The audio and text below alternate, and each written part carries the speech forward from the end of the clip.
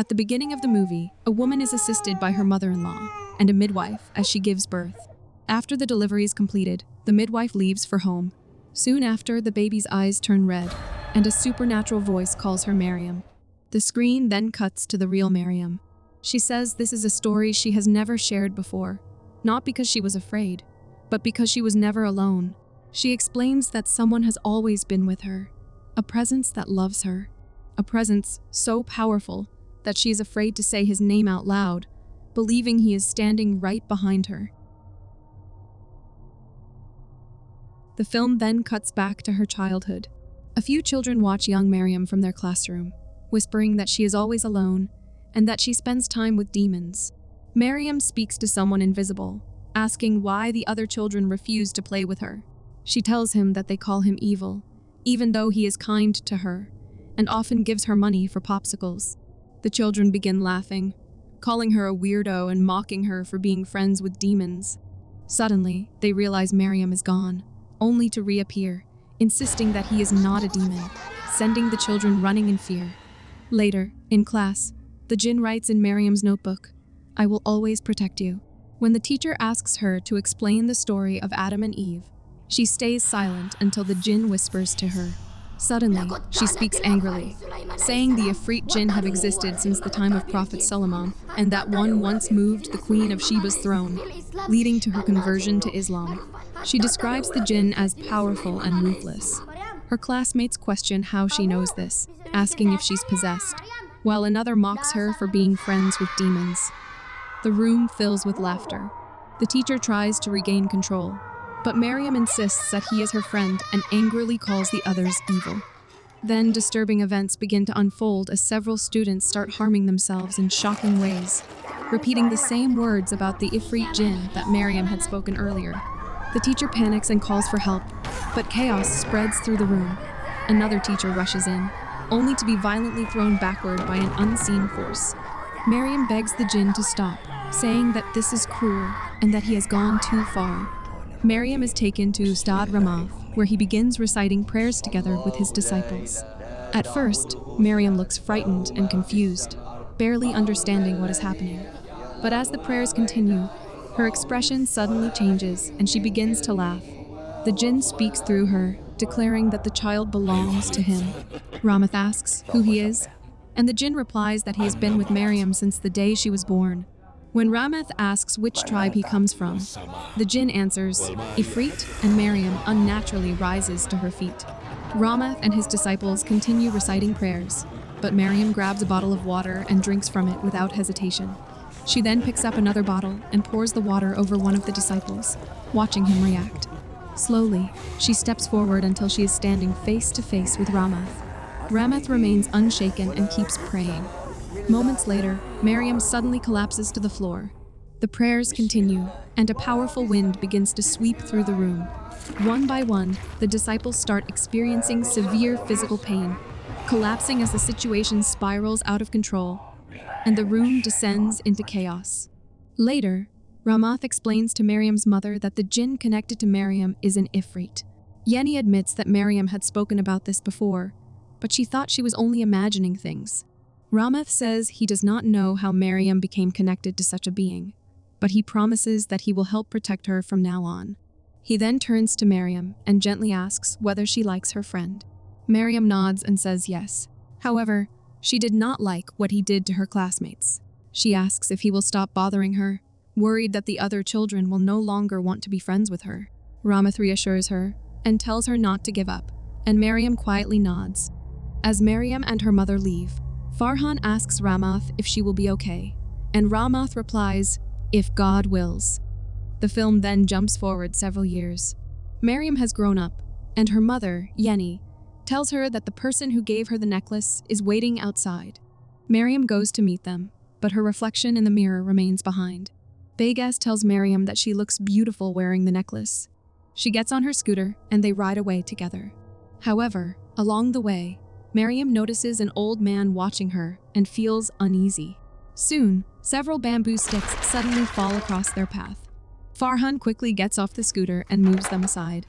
When he finishes, they continue on their way, but the old man is standing there too. The film then cuts to their workplace, where Iki asks Maryam if she and Begas are dating. Kiki then asks whether her demon buddy is okay with it. She says she doesn't want Begas to end up like Addy, with a hole in his head. Iki remarks that Maryam is lucky, receiving gifts from both demons and men. She asks if it's true that Maryam's demon friend gives her money, adding that they would like some too.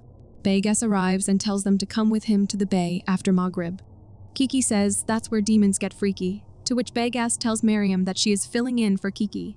Later that evening, Addy and Eki comment on Maryam, to which Begas asks him to watch his mouth, reminding him they have work to do. Addy claims Maryam's friend is a Jinn king and tells Begas to ask her himself, but Begas freezes as her face turns nightmarish.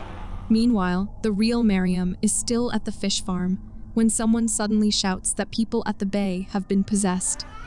They rush there and find the three of them behaving wildly, clearly under some kind of influence. Maryam watches from a distance because she has seen something similar happen before. She cries out, begging the Jinn not to hurt her friends. And moments later, all three suddenly return to normal. Later, Begas tells Tawfiq that it isn't Maryam's fault, but Tawfiq responds that Kiki and Eki both clearly said Maryam was in two places at once, and that the possession stopped the moment she arrived. Maryam insists she didn't do anything, but Tawfiq says it seems the rumors are real, that there is a demon inside her. He tells her not to come to work for the time being, but Maryam pleads, saying she needs the job. Begas steps forward and takes responsibility. He admits they shouldn't have gone there at Maghrib and says it is his fault. He asks for another chance, promising that if anything like this happens again, Tawfiq can fire him. Begas later reassures Maryam that she is not to blame and says he will try to speak to Tawfiq again, though he admits he did see her during the incident. When Maryam asks if he is afraid of her, he says no and promises that he will always protect her. He drops her home, and when Yenny asks if something happened again, he explains that some workers were possessed, but that Maryam was not responsible. Yenny says she is not sure he truly understands what Maryam has been through, to which he nods and says he is okay with it and wants to take things further with Maryam. Yenny warns him it will not be easy, but he assures her that he knows and will protect Maryam no matter what. Maryam recalls a moment with Ramath when he asked whether she wanted to see the Ifrit. She replies that she is willing to see it if that is what it takes to stop him from bothering others. Ramath tells her that if she truly wants to see the Jinn, she must recite a verse and repeat it, but he warns her that curiosity can draw their attention. Maryam places the paper back into a drawer and lies down on her bed, but after a moment, the drawer slowly opens on its own. Startled, Maryam quickly gets up, closes it, and returns to her bed, but this time, the drawer flies open violently. With trembling hands, Maryam picks up an old piece of paper bearing the message, "I will always protect you." She sets it aside, then takes another paper containing a verse and begins reciting it, though fear is clearly written on her face. Moments later, a shadowy presence seems to form behind the curtain, and the sight leaves Maryam visibly shaken. Suddenly, Yenny pulls the curtain aside and asks what is wrong, but Maryam is too overwhelmed to respond. Yenny steps closer, and Maryam finally admits that she is exhausted and just wants a normal life. Yenny asks her to be patient and explains that Begas has already spoken to her and that she has discussed everything with Ramath, who believes this is a positive sign. The next day, Maryam asks Begas if he is truly sure about marrying her, admitting that she is afraid he might get hurt, to which Begas reassures her that he is serious about their future and tells her not to be afraid. That evening, Begas drops Maryam off at home, but as he tries to start his scooter, it won't turn on, and behind him stands a figure identical to Maryam. After a few tries, the scooter finally starts, and he rides away. The next morning, the Jinn snatches her necklace, jolting her awake. As she sits up, she finds it on the floor and picks it up, still trembling with fear as she senses the Jinn's presence. She places the necklace back into its box and opens the window, only to see someone urinating, who turns out to be Begas, clearly not in his senses. Shocked, she rushes outside and finds a crowd gathered in front of her house. Begas's mother arrives moments later, and it becomes clear that Begas is still urinating against Maryam's home. He suddenly steps closer to Maryam, and blood begins to pour from his mouth. And what he does next is so disturbing that Maryam screams in terror. His mother runs toward him to check on him, but he violently throws her aside.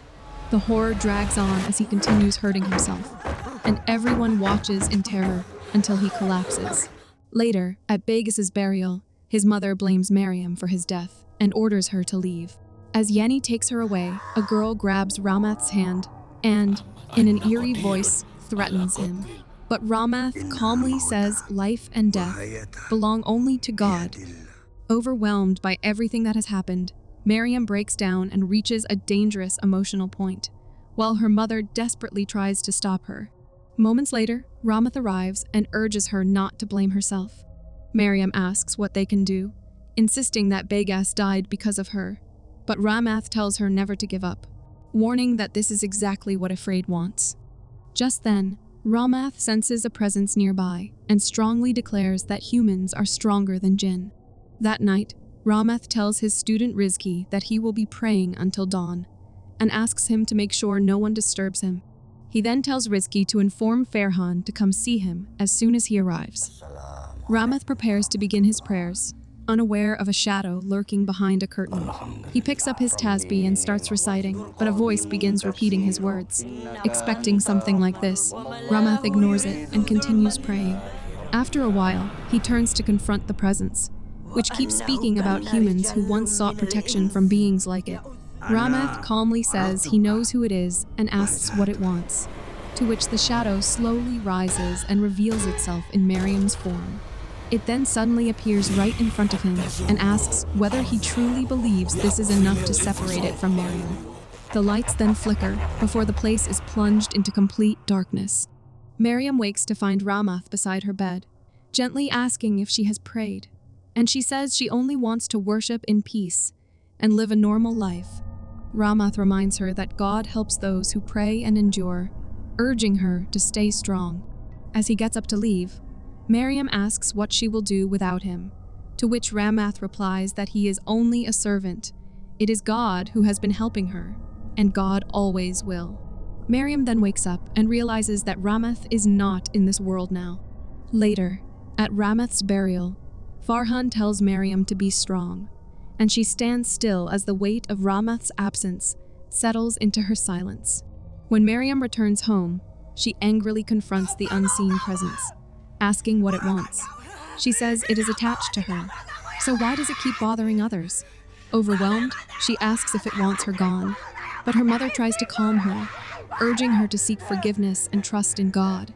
Suddenly, they hear a loud crash from inside the house, and they find Maryam's room completely torn apart. Among the mess, Maryam notices a note that reads, "Be with me." Maryam breaks down, and in a moment of panic, she grabs a sharp object nearby. Her mother immediately tries to stop her, blaming herself and begging her not to do this. Maryam says, "Let her go," but her mother desperately offers herself instead. At that moment, Maryam's body begins to move against her will, but she fights to regain control and injures herself. Janji quickly wraps a cloth around her wrist, holding her tightly as Maryam sobs. Janji restrains Maryam on the bed to keep her from hurting herself. Overcome with guilt, she breaks down and admits that everything happening is her fault, saying that Maryam is suffering because of her. Later, Maryam wakes to see a presence behind the curtain. She squeezes her eyes shut, but when she opens them, it's suddenly right above her. The next morning, Maryam walks toward the sea, drawn closer with each step, as if something is pulling her in. But just before she goes any farther, Farhan arrives and stops her. The Jinn speaks through Maryam, asking who could separate it from her. Farhan says he will face it, but the presence mocks him, saying even his teacher failed. Farhan places his hand on Maryam's head and begins reciting prayers. After a tense struggle, the grip on her finally breaks, and the presence is forced away. When Maryam wakes up later, Farhan introduces himself and explains that Ustad Ramath had told him about her. He says they met when they were kids, though she probably doesn't remember. Maryam blames herself for Ustad's death, but Farhan gently tells her that he did not get the chance to see Ustad before he passed, but knows Ustad would never want her to carry that guilt. He tells her that loss is not meant to be borne alone, and that life and death unfold by God's will. That evening, Farhan reads a letter Ramath left behind to protect Maryam from the Jinn trying to claim her. Only love born from sincerity can shield her. Farhan apologizes for not seeing Ramath one last time, but vows to continue the fight. He begins reciting prayers for Ramath's soul, but after a moment, several Jinn suddenly appear and begin repeating the prayers. Farhan confronts them, and the Jinn says Maryam already belongs to it, warning that he will die for nothing. With that, the Jinn vanishes, and the others fade away with it. Meanwhile, Maryam finds herself in the Jinn's world, and as she looks around, she suddenly realizes the Jinn is standing right behind her, and she jolts awake, realizing it was a nightmare. But the relief doesn't last as she sees a portal forming nearby and screams in terror, only to jolt awake once again. The next day, Kiki tells Iki she heard that Maryam tried to kill herself at the beach, but was saved by the new Ustad. Iki asks if Kiki isn't worried about Maryam working there again, wondering what if they end up like Begas. Hearing this, Maryam snaps. Furious, she storms over, grabs Iki, and drags her away, trying to throw her into boiling water. The Jinn sneers through Maryam, saying Iki doesn't even deserve to end up like Begas, and that something far worse awaits her. At that moment, Farhan arrives and begins reciting prayers, desperately trying to break the possession, and after a tense struggle, Maryam finally comes back to her senses. Farhan tells Maryam that he received the tasbih while studying in Egypt, and that it somehow reminds him of a young girl who used to visit the boarding school and play with Ustad Ramath's tasbih. He gives it to her and asks her not to give up, saying he's sure Ustad Ramath and her friend Bagas would want her to keep going. He tells her she is not alone, that she has God. Then he adds that he will write a dua for her to recite after her prayers. Later, as Maryam opens the page to read the dua, she suddenly senses the Jinn's presence and sees words burning into the walls, written in fire. Trembling with fear, she begins reciting the dua and shuts her eyes tightly. After a while, she opens them, and the whispers and flames slowly fade and disappear. Just then, a box falls to the floor, and as she picks it up, she finds a note inside. When she opens it, it reads, "I would never ruin your happiness. I love you." Panicked, she rushes to the kitchen and throws it into the fire. But when she returns to her room, the box is on the floor again. She picks it up, and to her horror, the note is still inside. She runs back to the kitchen and throws it into the fire once more, but the box refuses to burn, and suddenly, it bursts out of the flames. Maryam shows the notes to Farhan, who, after reading them, admits he didn't believe it at first when Ustad Ramath said it was an Ifrit Jinn. He puts the note back in the box, stands, and walks toward the sea. Maryam says she's afraid it will come back, but Farhan silently throws the box into the sea. Later, a neighbor named Ada sees Farhan heading toward Maryam's house, but in reality, Farhan is at Ustad Ramath's grave. Meanwhile, Ada, Iki, and another woman arrive at Maryam's house, while Farhan notices an old man standing behind a tree, who suddenly vanishes. Ada and the other woman enter the house and find no one inside, but Ada insists she saw a man come in.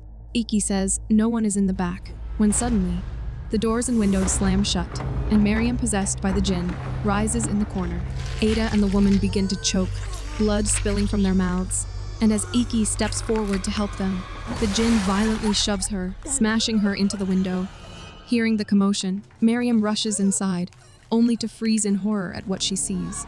By the time Farhan arrives, a crowd has gathered outside Maryam's house, shouting at her to take responsibility and throwing stones at Yenny. Farhan tries to calm them, but is hit by a stone. Maryam asks how much longer she has to be a burden to everyone around her, to which Farhan tells her that he was at Ustad's grave when he heard his voice reciting the Quran, speaking of how God created spouses from among their own kind. Maryam says humans belong with humans, just as Jinn belong with Jinn. Farhan says, in God's name, he wants to marry her, but the Jinn takes over Maryam and asks, "Didn't I make it clear?" declaring that no one can separate it from her. Farhan calmly sits beside her and begins reciting prayers, and the Jinn says it will never allow her to marry, but Farhan answers that he will marry her. The Jinn threatens his life, but Farhan replies that life and death are in God's hands alone and continues reciting. Slowly, the prayers begin to take effect, and after a tense struggle, the presence is finally forced to leave Maryam's body. The next day, Maryam asks Farhan if he is marrying her out of pity, but he says that the choice is hers, and he will never force her.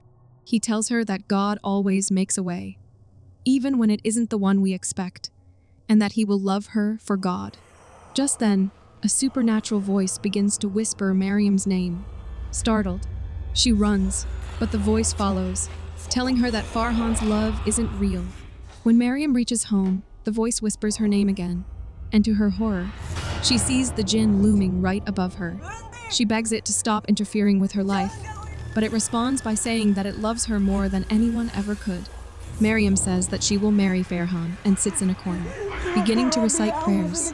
After a while, Janji suddenly shakes her, and the whisper and the flames vanish.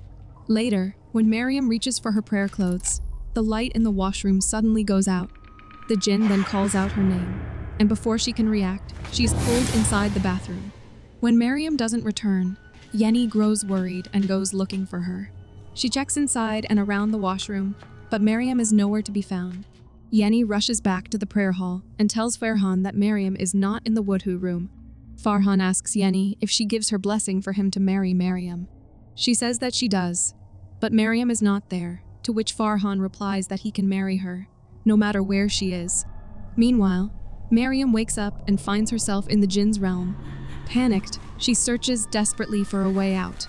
But as she runs, she witnesses several Jinn passing a baby from one to another, until it is finally handed to the Ifrit. Horrified, Maryam flees, trying to escape. But just then, she hears Farhan's voice. He is making a vow to take Maryam as his wife. Farhan completes his vow, and the Imam begins the marriage ceremony. But before Farhan can give his acceptance, a bottle explodes on its own. Then another follows, startling everyone present. Undeterred, they try once more, but just before Farhan can complete the vow, his friends suddenly collapse in distress, causing the ceremony to halt once again. Back at the Jinn's realm, Ifrit surrounds Maryam and extends its hand towards her. But when she doesn't take it, it asks how could she reject it, saying he has always been by her side. It says no human has been as loyal to her as he has. It asks, don't she remember? She has been here before? She tells him, don't compare himself to the people in her life, saying they love and accept her for who she is, and she will always choose them over him. Meanwhile, Farhan tries once again, and this time he finally manages to complete the ritual. The Jinn tells Maryam that she can never escape him, and at the same moment, Farhan begins reciting prayers, which Maryam can also hear. She joins him, and as they continue praying together, the effect becomes clear, forcing the Jinn to finally leave her alone. After some time, Maryam returns to the prayer hall and reunites with her mother and her husband, Farhan. The real Maryam says that he follows her wherever she goes, watches everything she does, and she knows that he is still here. Next, we see Farhan and Maryam praying together in a room. However, the real Maryam then enters the house, revealing that the Maryam with Farhan is actually the Jinn, and the film ends by suggesting that even love and faith may not be enough to truly escape an Ifrit's obsession.